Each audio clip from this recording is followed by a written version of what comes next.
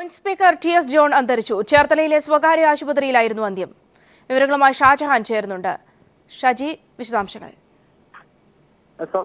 പുലർച്ചെ 7:30 മണിയോടുകൂടിയായിരുന്നു TS. John അന്തരിച്ചത്. ഇദ്ദേഹം വാർദ്ധക്യ സഹജമായ അസുഖത്തെ തുടർന്നായിരുന്നു ചേർത്തലയിലെ സ്വകാര്യ ആശുപത്രിയിൽ പ്രവേശിപ്പിച്ചിരുന്നത്.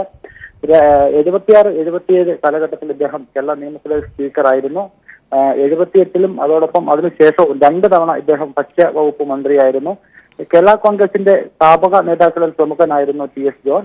പിന്നീട് സെക്കുലറിലേക്ക് ഇദ്ദേഹം മാറുകയായിരുന്നു. സെക്കുലറിന്റെ ചെയർമാനായിട്ട് ഇദ്ദേഹം കുറച്ചു കാലം പ്രവർത്തിച്ചു. പിന്നീട് വീണ്ടും കേരള കോൺഗ്രസ് മാണിയിലേക്ക് മാറുകയായിരുന്നു.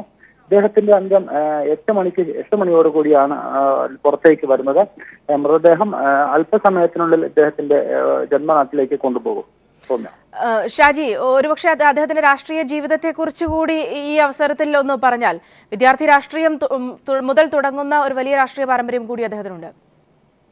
തീർച്ചയായിട്ടും സൗമ്യ, ഇദ്ദേഹം കേരള കോൺഗ്രസിന്റെ സ്ഥാപക നേതാക്കളിൽ പ്രമുഖനായിരുന്നു എന്ന് പറയുമ്പോൾ തന്നെ അദ്ദേഹത്തിന്റെ മഹത്വം നമുക്ക് മനസ്സിലാക്കാവുന്നതാണ്. കേരള രാഷ്ട്രീയത്തിൽ അറിയപ്പെടുന്ന ഒരു വ്യക്തിത്വമായിരുന്നു ടി.എസ്. ജോൺ. എന്തായാലും അദ്ദേഹത്തിന്റെ വേർപാട് വളരെ വേദനയോടുകൂടിയാണ് കേരള കോൺഗ്രസ് നേതാക്കൾ കാണുന്നത്. കേരള കോൺഗ്രസ് നേതാക്കളൊക്കെ തന്നെ ജില്ലയിലുള്ളവരും സമീപത്തുള്ളവരും ഒക്കെ തന്നെ ഇപ്പോൾ ചേർത്തല ആശുപത്രിയിൽ എത്തിയിട്ടുണ്ട്. അല്പസമയത്തിനുള്ളിൽ തന്നെ അദ്ദേഹം ജന്മനാട്ടിലേക്ക് കൊണ്ടുപോകും. ഷാജഹാൻ മന്ത്രി ആയിരിക്കുമ്പോഴും പിന്നീട് സ്പീക്കറായ സമയത്തുമുള്ള അദ്ദേഹത്തിന്റെ ഔദ്യോഗിക ജീവിതത്തെ കുറിച്ച് കൂടി.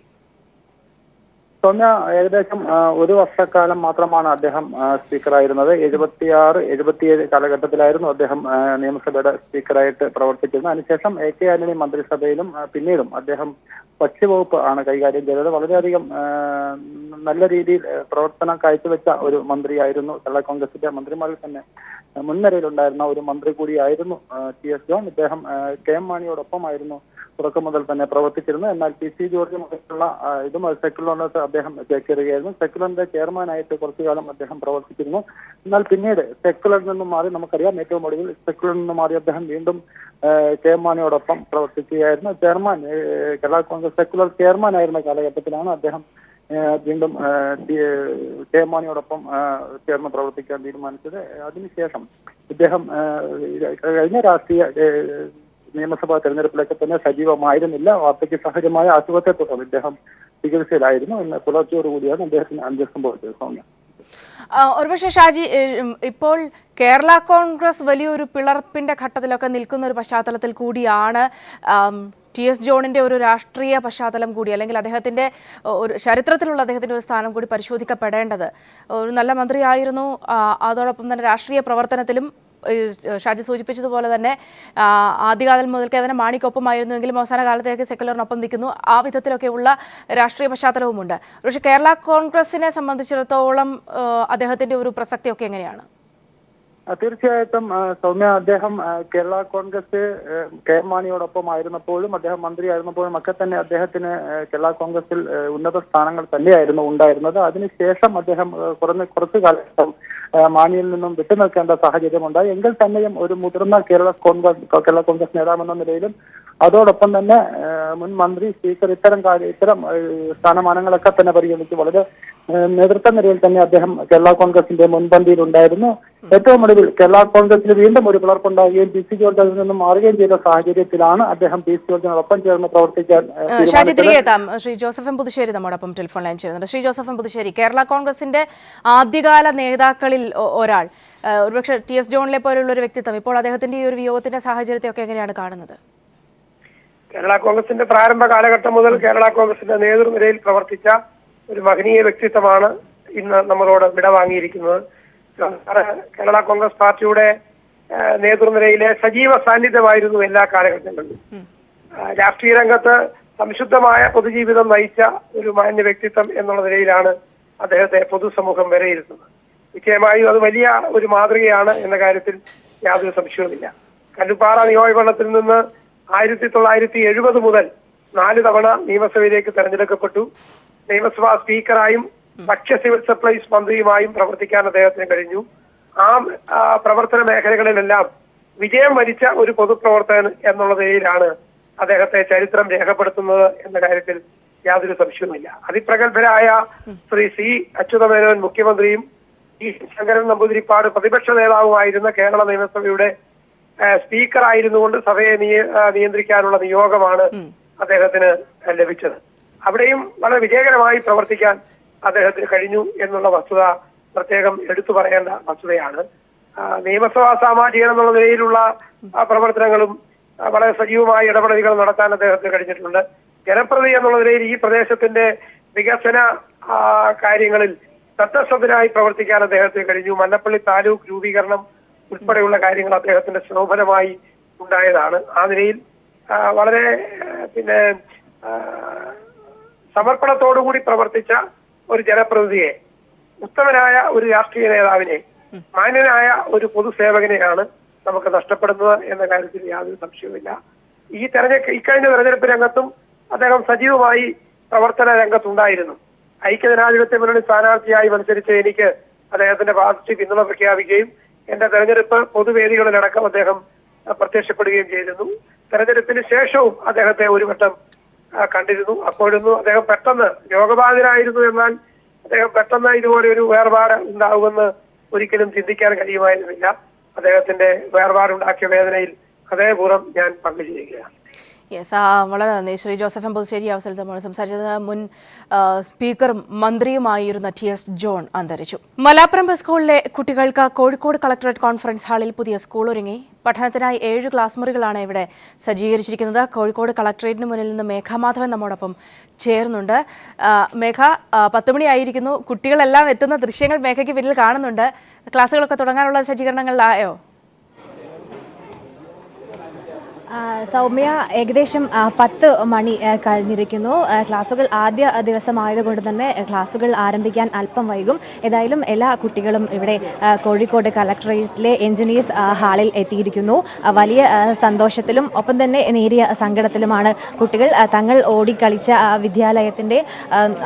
വിദ്യാലയം കുറച്ചു ദിവസത്തേക്കെങ്കിലും നഷ്ടമായതിൻ്റെ വേദന കുട്ടികൾക്കുണ്ട്. എങ്കിലും ഇവിടെ കളിക്കാൻ സ്ഥലമുണ്ടല്ലോ എന്ന നിഷ്കളങ്കമായ കാര്യങ്ങൾ കൂടി കുട്ടികൾ പങ്കുവെക്കുന്നു. നമുക്കറിയാം, ഇന്നലെ വൈകിട്ടോടു കൂടിയാണ് കളക്ടറുടെ നേതൃത്വത്തിൽ മലാപ്പറമ്പ് AUP സ്കൂളിലെ കുട്ടികളെ ഇവിടെ കോഴിക്കോട് കളക്ടറേറ്റിലെ എഞ്ചിനീയേഴ്സ് ഹാളിലേക്ക് മാറ്റിയത്.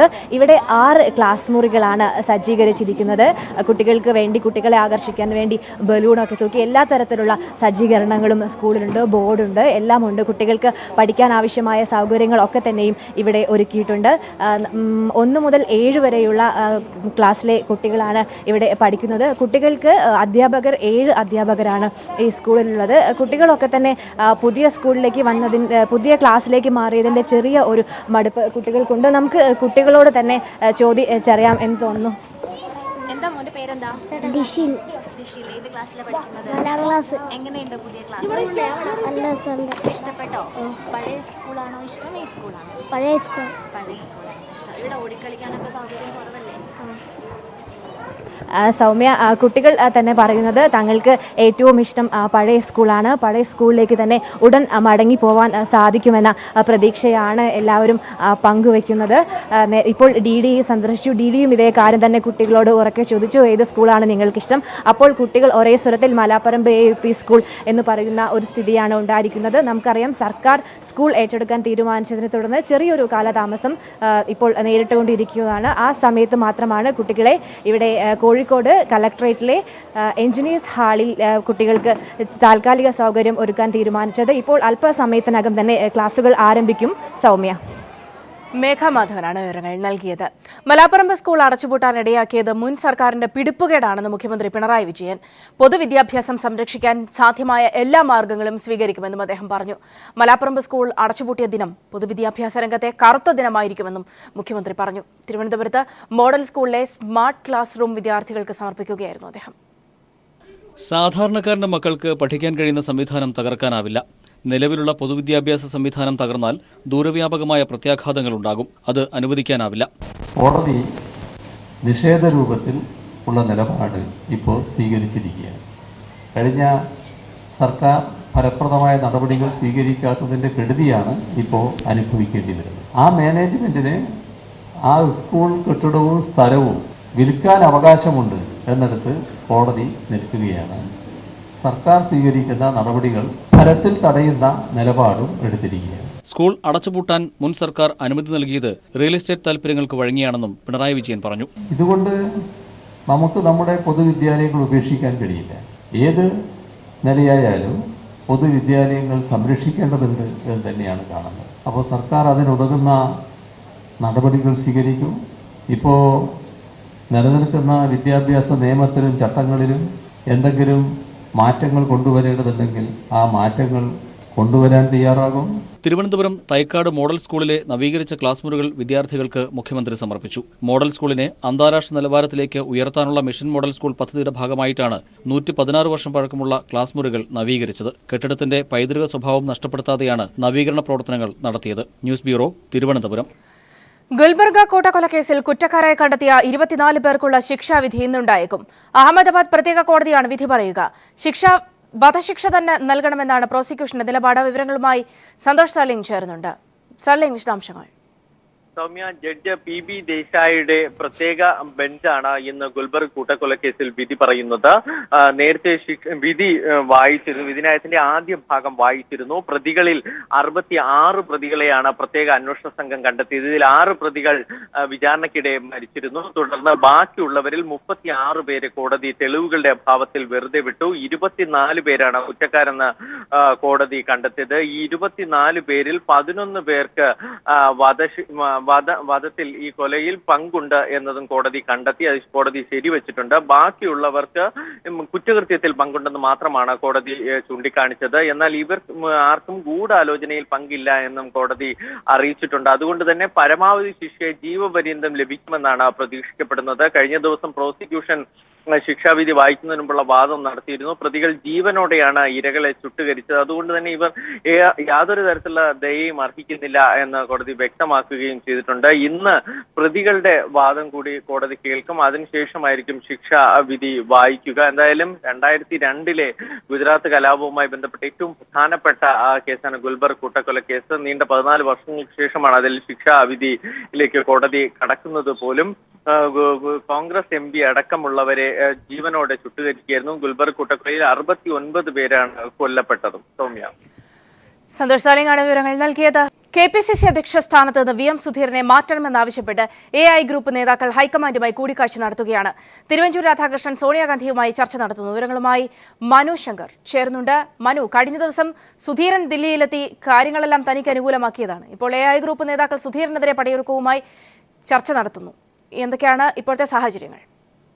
സൗമ്യ, എന്തായാലും KPCC അധ്യക്ഷ സ്ഥാനത്തിന് മാറ്റമില്ലെന്ന് ഉറപ്പിച്ച് VM സുധീരൻ ദില്ലിയിൽ നിന്ന് മടങ്ങിയതിന് പിന്നാലെയാണ് ഇപ്പോൾ സുധീരനെ മാറ്റണമെന്ന ആവശ്യം AI ഗ്രൂപ്പ് നേതാക്കൾ ഹൈക്കമാൻഡ് മുമ്പാകെ ശക്തമാക്കുന്നത്. ഇപ്പോൾ തിരുവഞ്ചൂർ രാധാകൃഷ്ണൻ കോൺഗ്രസ് അധ്യക്ഷ സോണിയാഗാന്ധിയുമായി കൂടിക്കാഴ്ച നടത്തുകയാണ്. ഈ കൂടിക്കാഴ്ചയിലടക്കം പ്രധാനമായും തിരുവഞ്ചൂർ അടക്കം ചൂണ്ടിക്കാട്ടുക നിലവിലെ ഈ തെരഞ്ഞെടുപ്പ് തോൽവിക്ക് പ്രധാന കാരണം KPCC നേതൃത്വം തന്നെയാണ്. നിലവിൽ വലിയ രീതിയിൽ സംഘടന പൊളിച്ചെഴുത്തുണ്ടാക്കണം എന്ന് രാഹുൽ ഗാന്ധി എന്നൊരു സൂചന ഉറപ്പ് നൽകിയിട്ടുണ്ട്. ഈ ഒരു സാഹചര്യത്തിൽ വേണ്ടത് ആദ്യം നേതൃത്വത്തിന്റെ തന്നെ ഒരു മാറ്റമാണ് എന്ന ആവശ്യമാകും A ഗ്രൂപ്പിനെ പ്രതിനിധീകരിച്ചും മറ്റും തിരുവഞ്ചൂർ ഇന്ന് സോണിയ മുമ്പാകെ ധരിപ്പിക്കുക. 11 മണിക്ക് കോൺഗ്രസ് ഉപാധ്യക്ഷൻ രാഹുൽ ഗാന്ധിയുമായും തിരുവഞ്ചൂർ രാധാകൃഷ്ണൻ കൂടിക്കാഴ്ച നടത്തുന്നുണ്ട്. ഇന്നലെ മുകുൾ വാസ്നിക്, AK ആന്റണി, PC ചാക്കോ അടക്കമുള്ള മുതിർന്ന നേതാക്കളുമായി തിരുവഞ്ചൂർ രാധാകൃഷ്ണൻ കൂടിക്കാഴ്ച നടത്തിയിരുന്നു.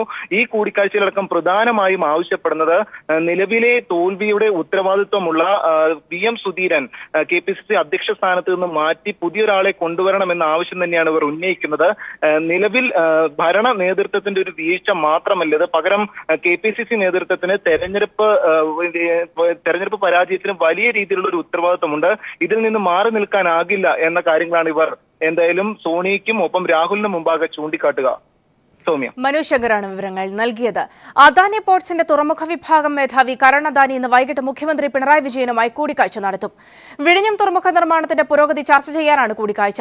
തുറമുഖ വകുപ്പ് മന്ത്രി കടന്നപ്പള്ളി രാമചന്ദ്രനും കൂടിക്കാഴ്ചയിൽ പങ്കുചേരും. വിഴിഞ്ഞം തുറമുഖ പദ്ധതി പ്രദേശം കരൺ അദാനി സന്ദർശിച്ചേക്കും. LDF സർക്കാർ അധികാരത്തിലെത്തിയ ശേഷം ആദ്യമായാണ് അദാനി പോർട്സ് പ്രതിനിധിയുമായി മുഖ്യമന്ത്രി ചർച്ച നടത്തുന്നത്. റംസാൻ വിശേഷങ്ങൾ.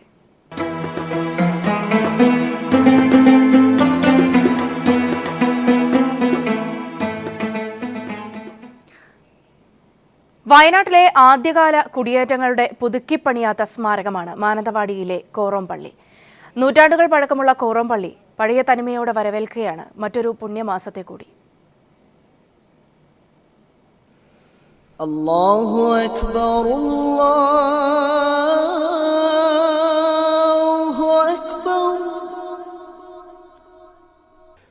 വയനാട്ടിലേക്കുള്ള മുസ്ലിം കുടിയേറ്റങ്ങളുടെ ആദ്യകാലത്ത് നിർമ്മിക്കപ്പെട്ട കോറോം പള്ളി ഇന്നും പഴയ തനിമയോടെ വിശ്വാസി സമൂഹത്തിന് തണലാണ്. പെരിങ്ങത്തൂരിൽ നിന്നും നാദാപുരത്തു നിന്നുമൊക്കെയായിരുന്നു ആദ്യകാലത്ത് ഇവിടേക്കുള്ള കുടിയേറ്റ ജനത ചുരം താണ്ടിയെത്തിയത്. അത് 500 വർഷത്തിൻ്റെ മേലെ ഇപ്പം പഴക്കം വയനാട്ടിലെ മുസ്ലിങ്ങൾക്കുള്ള അതിൽ 300 വർഷത്തോളം പഴക്കം ഈ പള്ളിക്കുണ്ട്. പള്ളി പണിയുന്നതിന് ഭൂമി നൽകിയത് സമീപത്തെ പുളിമാരമ്മ ദേവസ്വമാണ്. മക്കിയാട് കോട്ടയിൽ അമ്പലത്തിന്റെ പുനർനിർമ്മാണത്തിന് പള്ളിയുടെ നിർമ്മാണം നിർത്തിവെച്ച് പങ്കുകൊണ്ട കഥയും ഇവിടത്തുകാർക്ക് പറയാനുണ്ട്.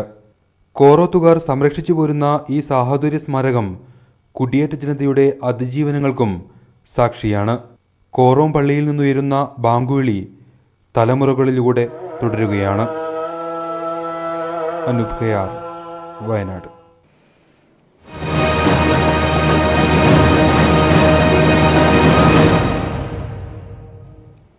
മഞ്ചേശ്വരം താലൂക്ക് ആസ്ഥാനത്ത് മിനി സിവിൽ സ്റ്റേഷൻ നിർമ്മാണവും താലൂക്ക് തലത്തിലുള്ള മുഴുവൻ ഓഫീസുകളും ആരംഭിക്കുന്നതിനുമാണ് തന്റെ പ്രധാന പരിഗണനയെന്ന് മഞ്ചേശ്വരം MLA PB അബ്ദുൾ റസാഖ് പറഞ്ഞു. ശേഷിക്കുന്ന റോഡുകളുടെ മെക്കാഡം ടാർലിംഗ്, ഹൊസങ്കടിയിലെ ചെക്ക് പോസ്റ്റ് വികസനം, റെയിൽവേ മേൽപ്പാലം നിർമ്മാണം എന്നിവയും പരിഗണനയിലാണെന്ന് അബ്ദുൾ റസാഖ് MLA പറഞ്ഞു.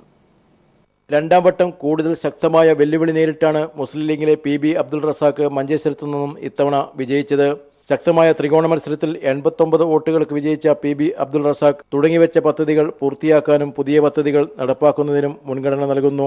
മഞ്ചേശ്വരം താലൂക്ക് ആസ്ഥാന മന്ദിരത്തിന്റെ നിർമ്മാണമാണ് മുഖ്യ പരിഗണന. ഒപ്പം താലൂക്ക് ഓഫീസുകളുടെ പ്രവർത്തനം ആരംഭിക്കുന്നതിനും മിനി സിവിൽ സ്റ്റേഷനായിട്ട് ഒരു 5 കോടിയിലധികം രൂപ വേണ്ടിവരും. എത്രയും പെട്ടെന്ന് ചെയ്യാൻ പറ്റുന്ന കാര്യം തന്നെയാണ് ഇത് ചെയ്യും. ഇനിയും ഒരു 10 സ്ഥാപനങ്ങൾ വരാറുണ്ട്. മണ്ഡലത്തിൽ മെക്കാഡൻ ടാറിംഗ്, ബാക്കിയുള്ള റോഡുകളുടേത് പൂർത്തിയാക്കാനും ഒസങ്കടിയിൽ ചെക്ക് പോസ്റ്റ് വികസന പദ്ധതിയും MLA ലക്ഷ്യമിടുന്നു. ദേശീയപാതയോട് അനുബന്ധിച്ച് സാങ്കേതിക തടസ്സം അത് എത്രയും പെട്ടെന്ന് നീക്കം ചെയ്യണമെങ്കിൽ ഈ 4 വരി പാതക്കുള്ള സംവിധാനം ഉണ്ടാകണം.